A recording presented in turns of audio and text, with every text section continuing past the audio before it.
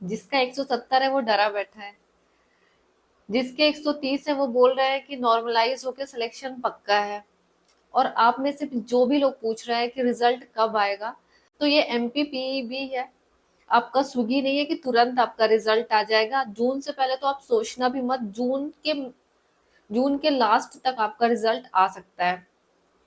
अगर हम एक डेटा की बात करें तो 5.96 लोगों ने 5.96 लाख लोगों ने फॉर्म भरा है, लगभग 6 लाख लोगों ने फॉर्म भरा है, सीट भी बहुत ज्यादा कम है, कट थ्रो कंपटीशन है पूरी तरह।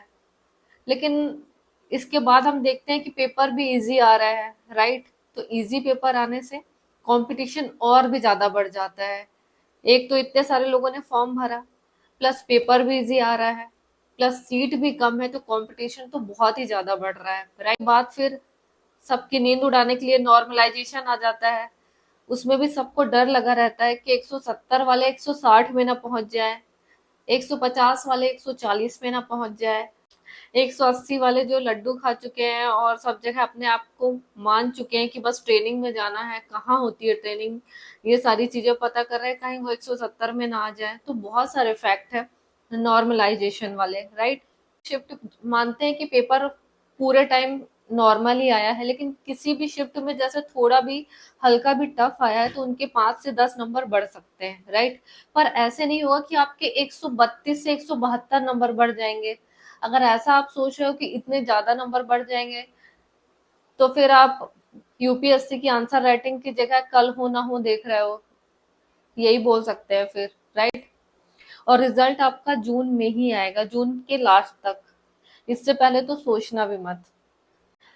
आपसे मैंने पूछा था कि आप अपने शिफ्ट और अपने नंबर भेजिए, राइट।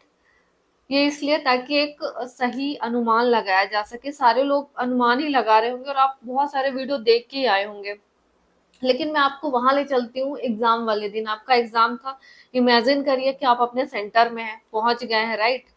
फिर आपका पेपर हो गया, आपके जितने भी मार्क्स आए, फिर आप देखते हैं ना कि आपकी लैब का टॉपर कौन है। और अब जब बाहर निकलते हैं तब आपको और भी लोग मिलते हैं, तो जिसके सबसे ज्यादा नंबर होते हैं तो पूरे लोगों को जस्ट पता ही रहता है कि सब बोलते हैं कि वो वो है टॉपर, उसके ज्यादा नंबर आ रहे हैं, वो है टॉपर, उसके इसके ही सबसे ज्यादा नंबर आए हैं, राइट।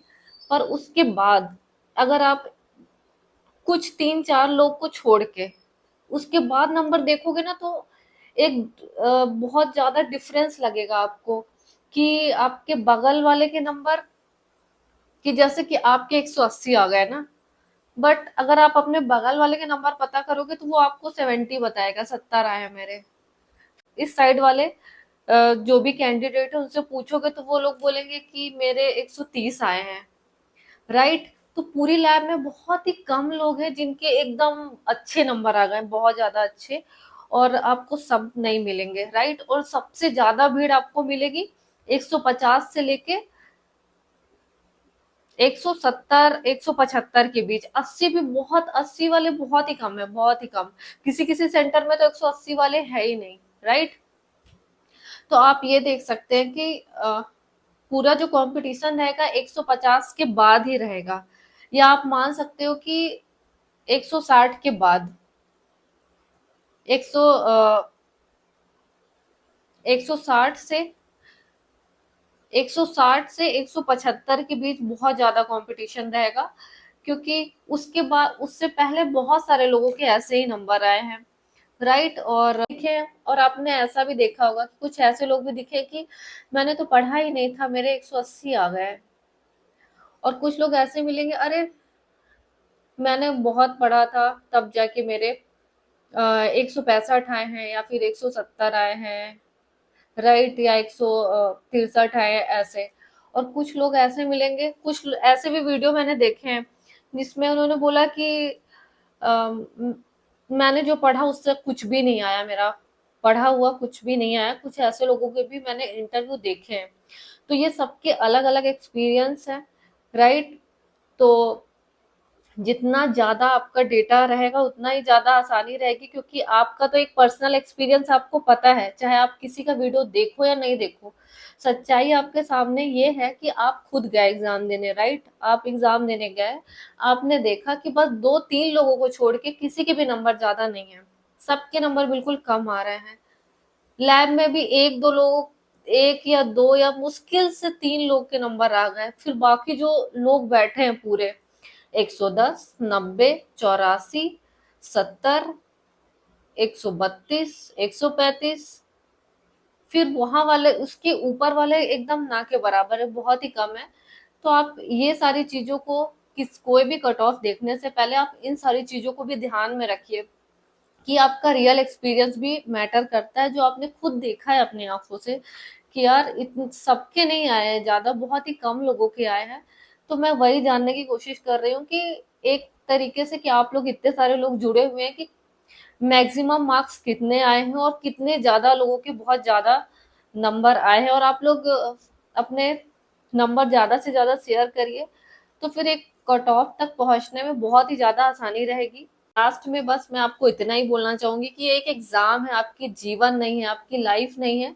इसको एग्जाम की तरह लीजिए, आपने अपना बेस्ट दे दिया, जितना आप उस समय में उन 3 घंटों में जितना आप अच्छा कर सकते थे उतना आपने किया। और हर कोई, इतना टाइम भी दिया गया था, अपनी तरह से बेस्ट ही करता है, राइट?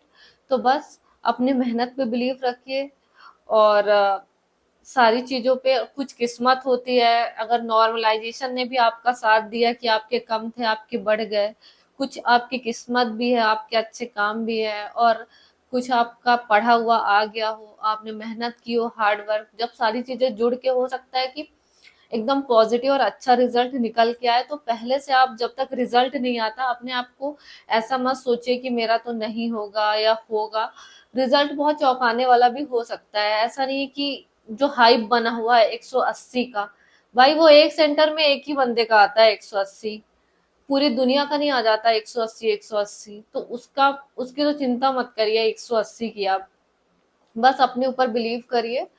और पूरी शिफ्ट नॉर्मल ही आई है, कोई इतनी टफ नहीं आई है कि किसी के बहुत ज्यादा एकदम बढ़ जाएंगे। अगर किसी के बढ़ेंगे तो आपके भी बढ़ेंगे, राइट? इन सब चीजों का ध्यान रखिए अच्छे से। और अगर आपको वीडियो अच्छा लगा तो वीडियो को लाइक शेयर सब्सक्राइब सब कर देना। मिलते हैं नेक्स्ट वीडियो में, तब तक के लिए बाय।